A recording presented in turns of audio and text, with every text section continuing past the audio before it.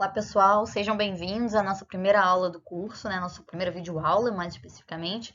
Nesta videoaula eu vou discutir a questão da transição da monarquia para a república, as questões que levaram à crise da monarquia até a conformação do regime republicano, dando destaque especialmente à questão da historiografia produzida sobre essa transição, né, sobre esse período e de modificações intensas na sociedade política brasileira e também percebendo as suas continuidades.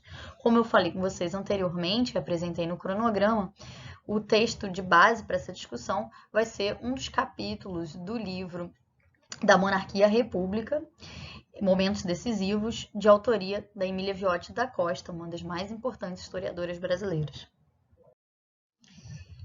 Antes da gente entrar no livro propriamente, eu costumo, no modo presencial, fazer algumas perguntas que me parecem bastante importantes para a gente pensar esse período da transição.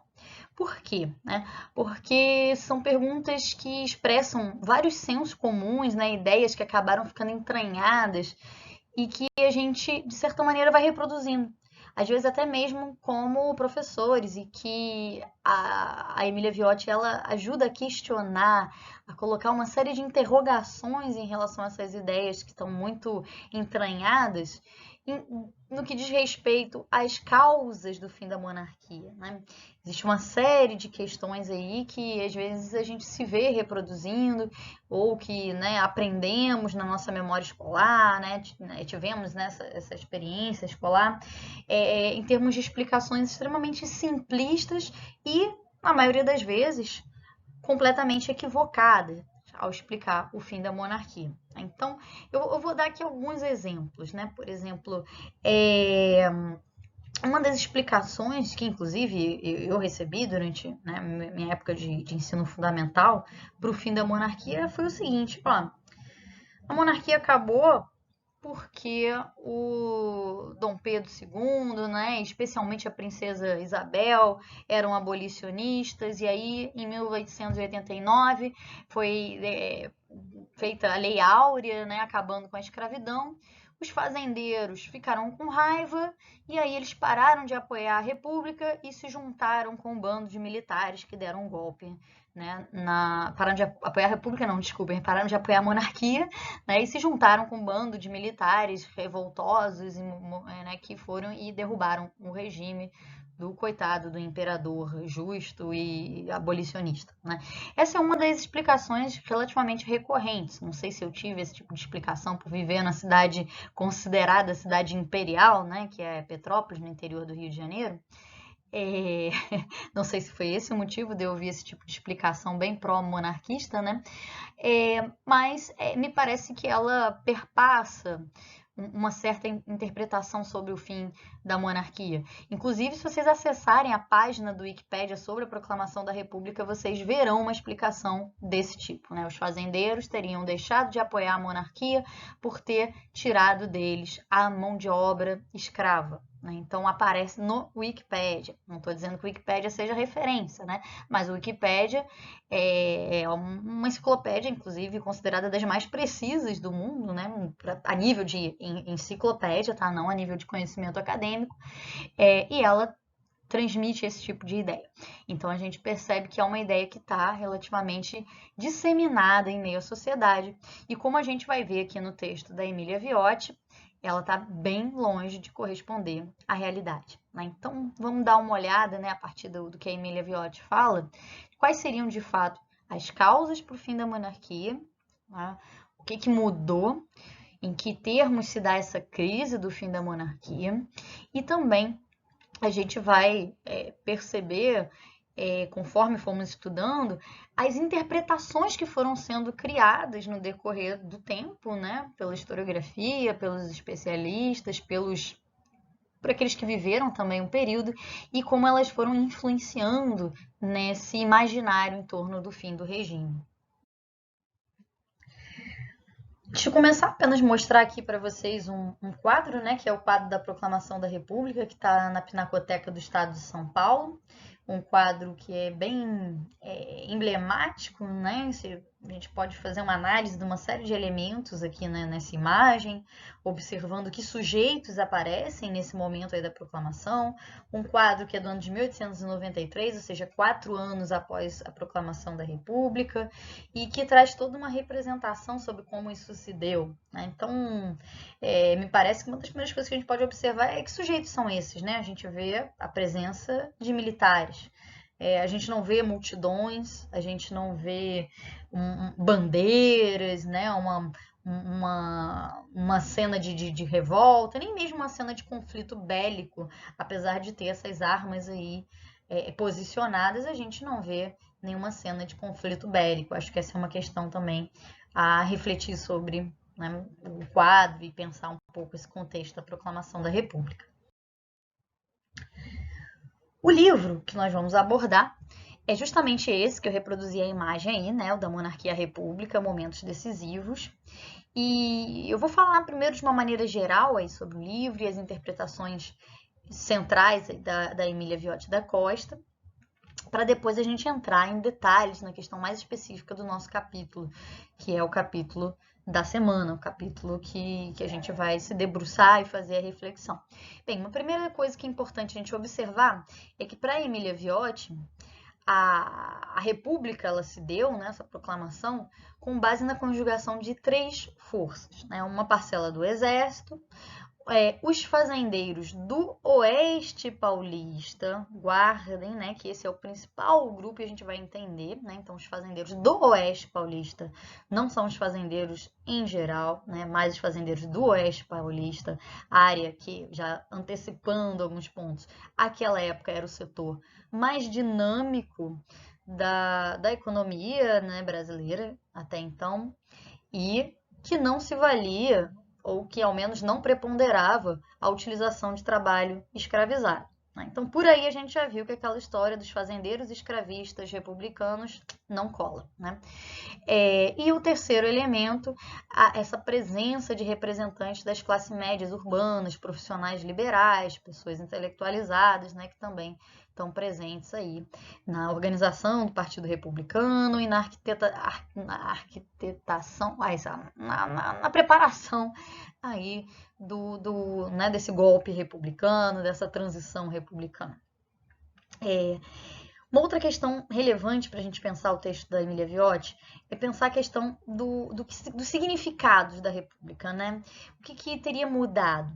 A Emília Viotti ela vai perceber algumas mudanças, né, que são muito evidentes, então há uma reorganização do poder político que se transforma. No entanto, do ponto de vista das relações econômicas, da relação, inclusive, com o mundo capitalista, né? Então, em termos de como o país se insere nas relações econômicas de produção no mundo, não há grandes transformações, né? O país ele continua voltado para uma economia dependente, uma economia extremamente vulnerável em relação aos mercados, né, estrangeiros, aos capitais que necessita dos capitais estrangeiros. E em termos sociais, também há muito pouca transformação, uma vez que a condição de trabalhadores, especialmente aqueles que haviam vivenciado a escravidão, pouco se modificou, né? Não houve uma alteração muito significativa em relação a eles. Então, para ele, não teria, para Emília Viotti, não teria significado uma ruptura no processo histórico brasileiro num sentido mais amplo, mas sim uma mudança nesse grupo dirigente, na fração dirigente e no regime político, né? Mas pouco em termos de econômicos e sociais. Aqui eu vou ler brevemente, né, um trecho, comentando uma parte ou outra dessa passagem, que diz o seguinte, né? Então, está lá num outro capítulo, agora eu me esqueci qual é o capítulo que eu retirei, mas desse mesmo livro. Tá? Diz o seguinte: a melhor conservação das estradas de rodagem e traçado de novos caminhos, a abertura de vias férreas, o progresso nos métodos de beneficiamento de café, com o emprego de máquinas cada vez mais aperfeiçoadas, contribuirão para modificar as relações de produção, favorecendo a passagem do trabalho servil para o trabalho livre, criando maiores possibilidades para a imigração. né? Ou seja, nesse ponto ela percebe algumas transformações na ordem econômica, na ordem social, mas essas transformações, inclusive, elas já estavam em curso durante o período monarquista. Continuando, o movimento abolicionista extinguiu-se com a abolição. Fora primordialmente uma promoção de brancos, de homens livres. A adesão de escravos viera depois. Nascera mais dos entraves que esta representava para a economia em desenvolvimento do que propriamente do desejo de libertar a raça escravizada em benefício dela própria, para integrá-la à sociedade dos homens livres. Alcançado o ato emancipador, a abolição da escravidão em 1888, abandonou-se a população de ex-escravos à sua própria sorte. Então aqui ela traz essa questão de não haver, no pós-abolição, nenhum tipo de política que de fato estivesse preocupada em integrar a sociedade numa situação de maior equidade aqueles que outrora tinham sido escravizados, né? No entanto, lógico, tem alguns problemas aqui nesse texto, algumas questões que hoje a gente pode questionar em relação a essa ideia, por exemplo, do movimento abolicionista como um movimento apenas de brancos, né? Porque depende muito do que a gente compreende como um movimento abolicionista. Uma coisa é aquele movimento abolicionista, de fato, né, promovido por políticos, né, como Bonifácio e outros, e outra coisa são as práticas que contribuíram para o fim da escravidão.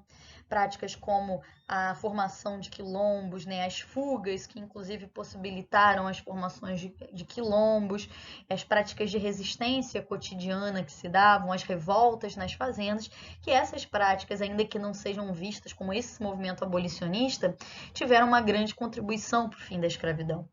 Tem um historiador, que é o Teólogo Barinhas Pinheiro, recentemente falecido, historiador da UF, que ele faz uma análise que demonstra como que a resistência à escravidão, promovida por aqueles mesmos que estavam escravizados, né, acabou tornando a própria escravidão inviável, porque para controlar essas práticas de fuga, de criação de quilombos, era necessário grandes gastos com repressão, né? Gastos com capitão de mato, gastos cada vez maiores com cercas e formas de evitar essas fugas. Então, a escravidão foi se tornando inviável, muito em função da resistência daqueles próprios, né, que haviam sido escravizados. Então, acho que isso é um ponto interessante que vale a pena observar, né? Agora vamos falar propriamente do capítulo em questão, né, o capítulo 10, e algumas das contribuições da Emília Viotti da Costa para essa discussão e para a reflexão historiográfica de uma maneira mais ampla. Como nós vamos ver, esse capítulo ela vai traçando toda uma interpretação a respeito dos significados da crise do Império e da proclamação da República a partir de uma reflexão acerca das produções sobre o tema até o momento em que ela está escrevendo. E ela vai fazendo essa reflexão paulatinamente, percebendo desde aquelas produções que se deram pouco após, né, e as interpretações, os testemunhos, né, que se deram pouco após os eventos, até chegar em algumas compreensões um pouco mais distanciadas e algumas compreensões que foram, né, buscando compreender o que ela vai chamar das causas mais profundas, que nem sempre são muito evidentes. Eu vou ler aqui também esse trecho, porque ele é um dos trechos fundamentais, ele está logo aí na página 386, né, logo no iniciozinho, e para mim ele é um trecho que ajuda a gente a entender o objetivo central da Emília Viotti da Costa. Vamos lá, vamos ver o que ela fala. Não basta conhecer os homens e os episódios. Nem mesmo é suficiente saber quais suas opiniões e ideias, qual a sua forma de participação, né? Isso aqui, um breve comentário, eu acho muito interessante, né? Porque muitas das vezes, aqueles que advogam a defesa da monarquia, né? Eles falam, mas o Dom Pedro, ele era um homem bom, você já leu as ideias dele, o diário, né? As coisas que ele escreveu, ele tinha ideias maravilhosas. Bem, né, de boas intenções o inferno tá cheio, já diz o ditado popular, né? Mas o que a gente vai ver aqui na Emília Viotti é que muitas vezes pouco importa as opiniões e as ideias de determinados homens para os efeitos e as ações históricas e as transformações históricas que se dão envolvendo, inclusive, essas figuras. Então vamos continuar. Não basta conhecer as razões que os contemporâneos invocam, uns para justificar o movimento, outros para criticá-lo ou detê-lo. Ao estudar um golpe de Estado ou uma revolução, que é o que ela está estudando, né, aí basicamente um golpe de Estado, é necessário que o historiador procure, além dos atos aparentes, as razões de ordem estrutural, ou seja, essas razões mais profundas que estão na base da sociedade, que o motivaram e que frequentemente escapam à consciência dos contemporâneos. É preciso indagar quais os grupos sociais que se associam para dar o golpe ou fazer uma revolução. Né? Então, quem são aquelas pessoas? Quem são esses grupos? Né? Quais são os interesses deles? Os interesses que nem sempre estão ali expressos nesses ideais, nessa ideologia, mas interesses mais assim mundanos, né, desses grupos econômicos, né? Continuando, contra quem e contra que se dirige o movimento e em favor de quem e de quê? E ainda, quais as forças que se aglutinam na resistência? É preciso avaliar a extensão do movimento e acompanhar os sucessos posteriores, ou seja, não basta você olhar o evento em si, você tem que ver o que aconteceu depois. Por exemplo, você vê um golpe de Estado, não adianta você ver o golpe, você tem que ver, ué, mas quem depois de dado o golpe vai assumir os cargos, vai assumir os ministérios, vai assumir as funções de autoridade política naquele período, né? Vai ter cargos relevantes que vão modificar a ordem. É isso que a gente tem que perceber para entender esses interesses e as causas mais profundas dessa mudança. Para verificar se constitui uma revolução que subverte um regime, renovando os grupos dirigentes, alterando a ordem social e econômica, algo que ela vai considerar que não acontece, né, no caso da República, ou se não passa de mero golpe de Estado motivado por interesses de minorias que procuram assumir a liderança deslocando outras minorias do poder. Né? Para mim, e pela interpretação que eu faço desse capítulo da Emília Viotti, é um pouco mais do que um mero deslocamento de uma minoria no poder, né? Mas é o sinal, né, é a comprovação de uma decadência de uma ordem e o início de uma nova ordem, que tem bastante diferenças significativas, mas que tem uma série de continuidades no âmbito econômico e social.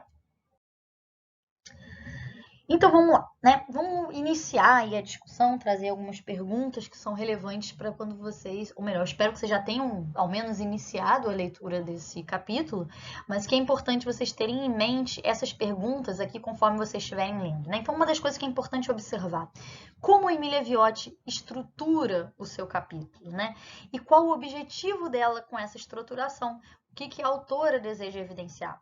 Porque a forma como ela vai organizando o capítulo expressa justamente as intenções que eu falei no slide anterior. Ela vai mostrando desde os eventos, né, desses primeiros testemunhos até as visões mais distanciadas e as visões que vão percebendo essas razões mais profundas para a mudança que passa o país, né? E ela vai analisando de maneira cronológica a própria produção das ideias sobre o evento, né, sobre a proclamação da República. Então, acho que é importante vocês perceberem isso para irem acompanhando o desenrolar do capítulo. Uma das primeiras interpretações, né, as duas linhas, né, de interpretações imediatas após os eventos são, como é de costume, né, como costumeiramente acontece, é justamente aquela que coloca em lados opostos os vencidos e os vencedores. Né? Então, aqueles que foram derrotados, os monarquistas, e aqueles que venceram, os republicanos. Então, ela fala o seguinte, né, que já logo nos primeiros anos há essas interpretações desses dois grupos e que é lógico que isso também não é fixo. Né? Ela vai falar, por exemplo, do caso dos republicanos que depois de um tempo ficaram desiludidos com a experiência, que tinham uma visão muito romântica sobre como seria a república, muito idealizada. Eles acabaram modificando também as suas interpretações e guinando um pouco para versões e interpretações próximas àqueles vencidos, né? Inclusive a ponto de exaltar algumas glórias do império e né, por outro lado, considerar o regime republicano marcado por vícios, por problemas, por deficiências. As primeiras interpretações que vamos abordar aqui são aquelas associadas ao grupo dos vencedores, ou seja, dos republicanos, né? Os republicanos, de um modo geral, eles vão ter um repertório relativamente semelhante em termos dessas interpretações e que já faziam parte das críticas ao Império. Uma delas é, por exemplo, a questão do Brasil ser a única monarquia nas Américas. Então, eles percebem isso como uma anomalia, né? Então, a República seria uma aberração, algo que, por essência, a monarquia seria uma aberração, algo que, por essência, já estaria fadado ao erro, né? Então, essa é uma das questões que eles trazem.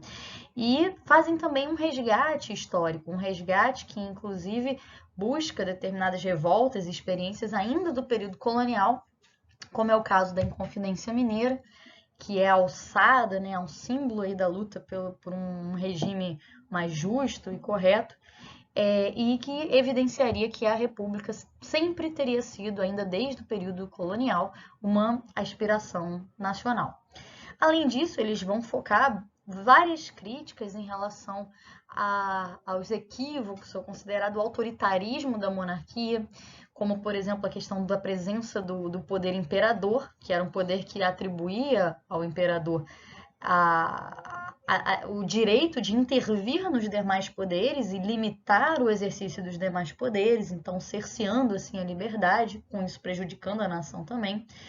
Viam a própria figura do Dom Pedro como muito problemática, apontando diversas deficiências em termos das suas atribuições, o seu caráter e suas capacidades, e criticavam o excesso de centralização desse governo monárquico, assim como outras instituições, como o Senado, em que as pessoas que participavam do Senado tinham cargo vitalício, criticavam também as fraudes eleitorais que existiam durante o período aí, monárquico e vigoravam, né, significativamente aí durante o período monárquico, possibilitando que o governo sempre vencesse as eleições, e eles consideravam que a república seria uma espécie de panaceia, né, ou seja, a solução para todos os problemas. Na opinião deles, a proclamação ela seria justamente uma concretização de anseios já de muito longa data, né, de homens idealistas e corajosos que conseguiriam, enfim, integrar o país às novas tendências do mundo moderno, né? Então, as tendências daquele século. Era uma visão, assim como a gente vai ver que acontece no caso da visão dos vencidos, era uma visão bastante personalista, ou seja, focava nos indivíduos, nos personagens históricos e também emocional, né? Então, uma visão muito carregada de emoção, de paixões, como é recorrente naqueles testemunhos que são muito envolvidos com o acontecimento ao qual eles estão abordando, né? Inclusive com o envolvimento político desses sujeitos. Então, o que o que a Emília Viotti aponta é que eles acabam exagerando nessas interpretações em relação ao papel, à capacidade de atuação da própria coroa, né, do próprio rei, do imperador, dando a ele um poder muito maior do que de fato ele tinha. E assim também responsabilizando por todos os males, como se ele tivesse a capacidade e a possibilidade de interferir em todos eles, né, e modificá-los. Como se a vontade, ela fala literalmente dessa maneira, né, como se a vontade de um só homem pudesse explicar o processo histórico, o que nós sabemos que está muito longe de ser verdade. Paralelamente à versão dos vencedores, né, a gente tem também a versão dos vencidos acerca dos eventos, que se trata basicamente daquelas interpretações ligadas aos grupos monarquistas que foram derrotados com a proclamação da República.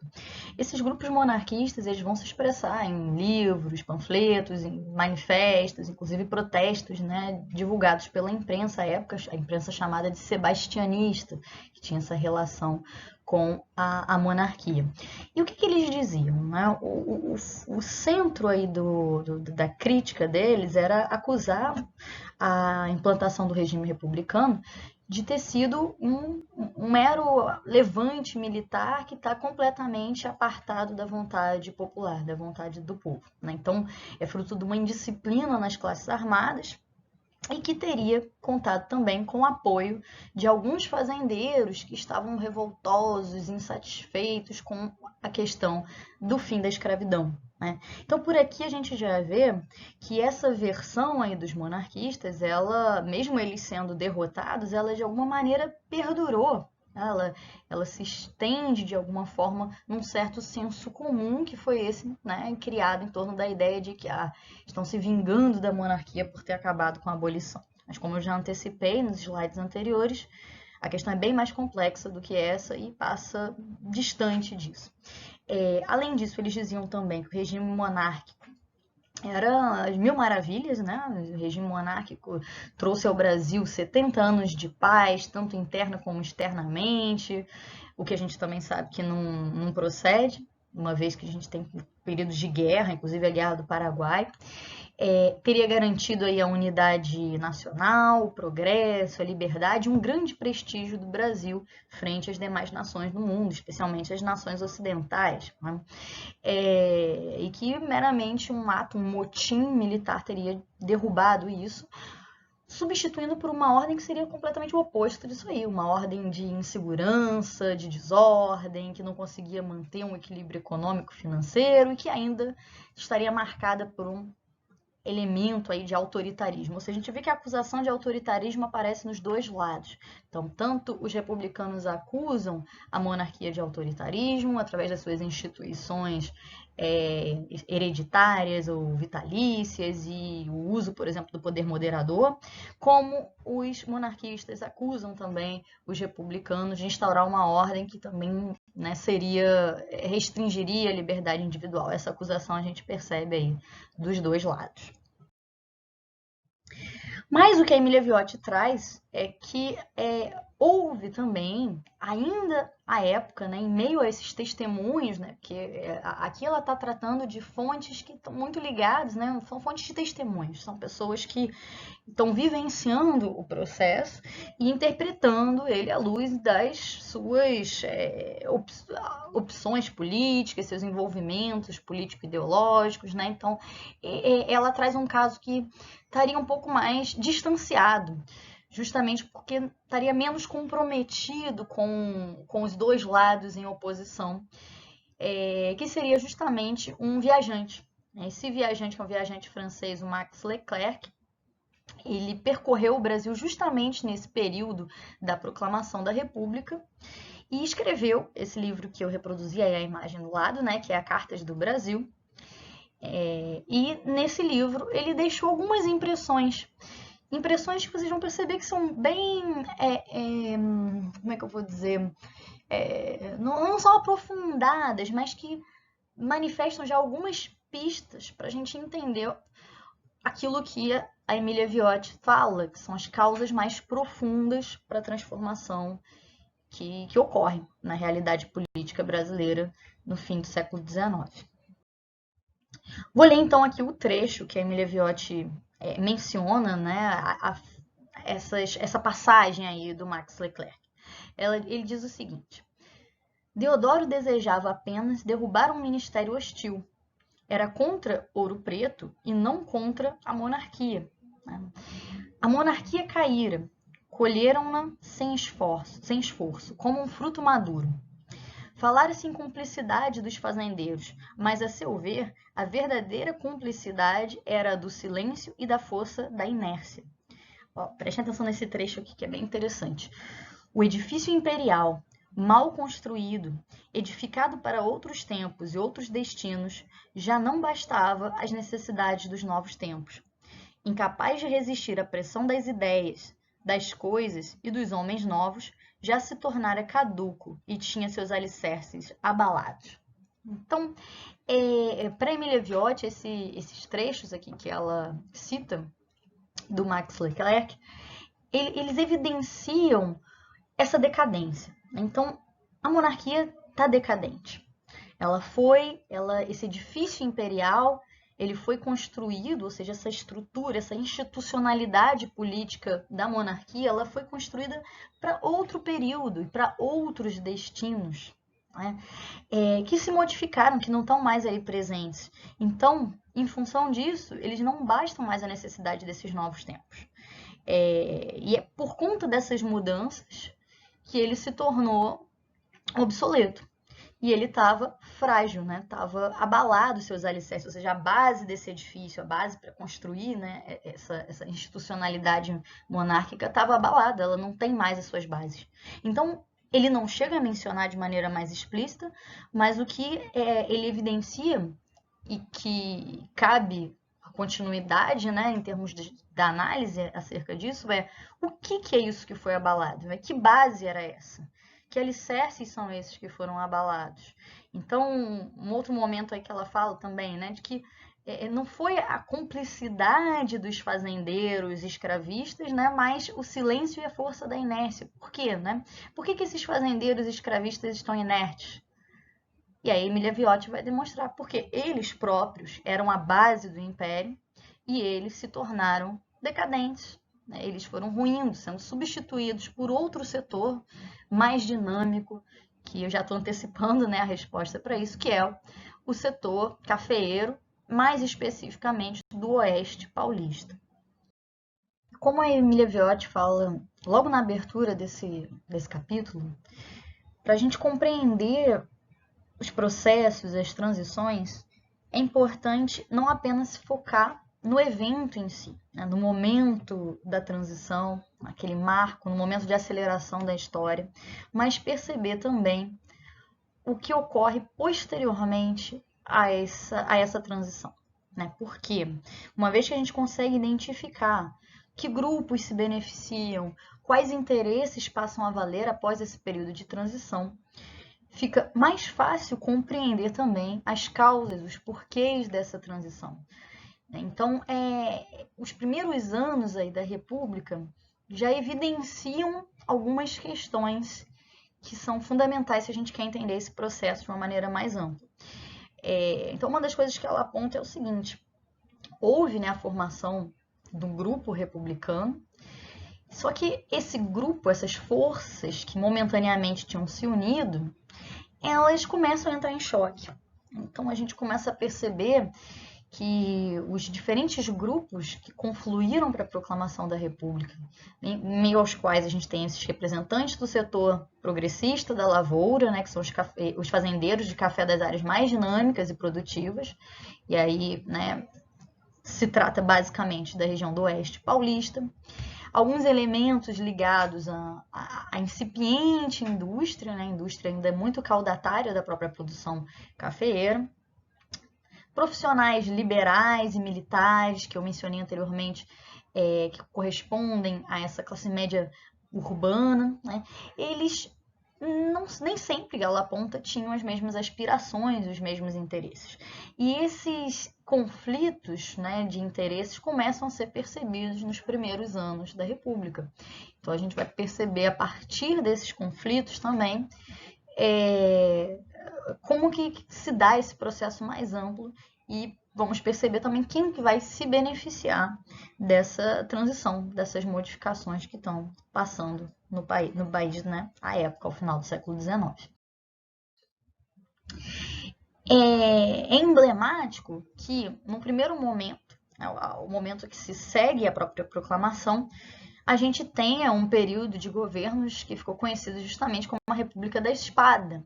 Então, que mostra esse domínio, esse predomínio da força militar que está ali aglutinada a esse grupo e que né, ganha um destaque no evento da proclamação da República. Mas é também emblemático perceber que esse domínio é muito breve, que em pouco tempo essa República da Espada ela vai ser substituída pelo poder dessas oligarquias cafeicultoras, que se beneficiam e são favorecidas por um contexto, né, internacional em que favorece o crescimento acelerado da produção de café. Como a gente vai ver mais adiante, quando tratarmos da crise do café, que ocorre já no século XX, o Celso Furtado ele menciona que o final aí do século XIX é extremamente interessante para a exportação cafeicultora em função da perda de concorrentes internacionais, especialmente da região do Ceilão, que vai sofrer um abalo da produção cafeeira, e com isso o Brasil consegue ampliar significativamente a sua participação no mercado internacional do período, né? Então, favorecida por esse contexto internacional, cada vez mais esse setor vai também ampliando o seu controle sobre o governo. Então, a gente tem, após um período ainda um tanto quanto agitado, que é o período do Prudente Moraes, já iniciando esse período de governos preponderantemente civis, né? A gente vai ver que existem algumas exceções, como a questão do Hermes da Fonseca, a gente vai ver, inclusive, mais adiante nos slides, a discussão sobre os conflitos entre civis e militares nesse período da Primeira República, mas após o governo do Prudente Moraes, a gente tem o governo do Campos Salles. O governo do Campos Salles, ele é entendido como o primeiro governo da República do Café com Leite, né, propriamente, porque ele é um governo que consegue uma estabilidade que depois vai ser mantida pelos demais governos, né, instaurando a ideia da política dos governadores, que entrega os estados, né, ao domínio das oligarquias, né, os estados, dando a eles bastante autonomia em troca desse apoio que os estados dão na esfera federal, né? Um outro aspecto que ela também aponta e que nós vamos ver com mais detalhamento na próxima semana diz respeito à questão de como se dá a política local, a questão dos municípios, a fraude eleitoral que predomina aí nesse período, favorecida pelo voto que é um voto aberto, não é um voto secreto, e um eleitorado completamente dependente, mas isso vou deixar para mais adiante, porque a gente vai ver com maiores detalhes, né, uma discussão mais aprofundada com o texto do Vitor Nunes Leal, ok? Então, por enquanto, guardemos essa questão e vamos abordar um pouco a temática das relações exteriores e como também no âmbito das relações exteriores a gente tem um conflito entre esses grupos que circunstancialmente estavam alinhados com a proposta republicana, mas no que diz respeito a como agir com relação aos Estados Unidos, né, que medidas o governo deve tomar em termos de política econômica nas suas relações, né, internacionais, esses grupos, mais uma vez, demonstram que não estão plenamente alinhados, ou na verdade estão até bastante distanciados. Acho que eu vou ler esse trecho aqui, porque ele próprio já é bastante... ele já explica bastante, né, os conflitos que se dão no que diz respeito à política externa, né, e esses interesses que não conseguem mais conciliar. Então, eu vou ler aqui. A política de aproximação entre Brasil e Estados Unidos, que convinha aos cafeicultores que para lá enviavam boa parte do café, desagradava a outros setores da opinião. O inverso se poderia dizer em relação à política industrialista, pleiteada pelos industriais, que, satisfazendo a estes, desagradava à lavoura e ao comércio importador. A ideologia dos industrialistas, caracterizada por um tom nacionalista e protecionista, opunha-se à ideologia antiprotecionista das classes rurais, que eram apoiadas pelos grupos importadores. Bem, basicamente o que a Emília Viotti está dizendo aqui é o seguinte, né? Então a gente tem, por um lado, os cafeicultores, a quem interessa o mínimo possível de medidas protecionistas, de taxação na entrada dos produtos estrangeiros, né? Por quê? Porque você conseguindo garantir isso, né, o mínimo de taxação possível, você também consegue acordos com esses países para onde serão exportados esses produtos primários, mais especificamente o café, né, com esse predomínio aí do café, você consegue também exportar esse produto para esses países com maior facilidade. Então, em geral, economias baseadas, né, que dão muito enfoque a essa exportação, especialmente a exportação de produtos primários, e com um mercado interno bastante fragilizado, pouco diversificado, como é o caso do Brasil, pouco diversificado, né, uma economia pouco diversificada, como é o caso do Brasil, elas tendem a buscar acordos internacionais bastante liberalizantes em termos de favorecer a exportação desses produtos agrários. Mas isso vai completamente, né, de encontro aos interesses industriais. Por quê? Porque o industrial, ele precisa de certo protecionismo. Então, ele precisa que o governo limite a entrada de produtos importados que, caso entrem por um valor muito baixo, vão quebrar o seu empreendimento. Então, digamos, vou dar um exemplo meio doido aqui, né? Digamos que tem uma indústria de guarda-chuvas em São Paulo, né? Então, nessa época, né, um industrial está desenvolvendo uma indústria de guarda-chuvas. Tá? O guarda-chuva que ele produz, ele tem um gasto, né, para produzir esse guarda-chuva, ele não tem uma tecnologia tão de ponta como, por exemplo, os Estados Unidos, que pode produzir o mesmo guarda-chuva por um custo bem mais baixo. E em função disso, ele também não pode cobrar muito barato nesse guarda-chuva. E aí, digamos que o governo não impõe taxação nenhuma para a entrada dos guarda-chuvas estadunidenses. Esse guarda-chuva chega por um preço mais baixo do que o dele. O que vai acontecer? As pessoas vão comprar o guarda-chuva estadunidense e esse guarda-chuva dessa indústria paulista vai falir, né? Essa fábrica de guarda-chuvas vai falir. Né? Então, para os industriais interessa que crie-se taxação, que crie-se impostos para que evite a entrada de produtos importados por um preço muito baixo. E já para esses grupos importadores, né, que trazem esse produto, é interessante que não tenha, para eles conseguirem, inclusive, vender mais esses produtos. E para as classes rurais, como a Emília Viotti fala, é interessante que também não tenha taxação para que eles consigam exportar com maior facilidade para esses outros países.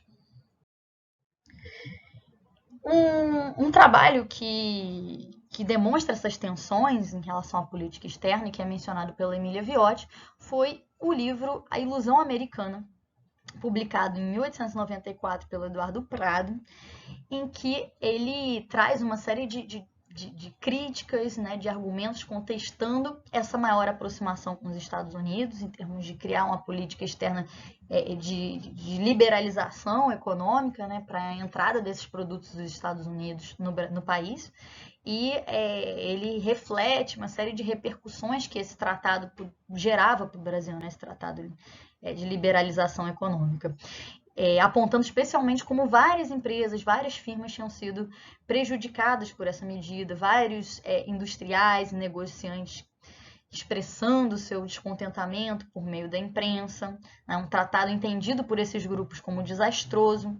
E quais eram os termos desse tratado? Que acontece aí logo no início do regime republicano. Né? Então, o governo americano ele deixava o café entrar isento de taxação, e alguns tipos de açúcares também, né, entravam isentos de taxação, mas em troca ele também recebia isenção para a entrada de farinha de trigo no Brasil e vários outros produtos manufaturados americanos, e ainda tendo uma redução em todos os outros produtos de 25% nas tarifas da alfândega. Né? Então, era bastante vantajoso para os Estados Unidos, e o que o Eduardo Prado argumentava é que para o Brasil nem tanto, né? Ou na verdade, né, ele argumentava que seria desastroso para a economia brasileira, ainda que favorável para alguns setores, mas reduzidos, como especialmente o setor exportador de café, né? Então os produtores de café.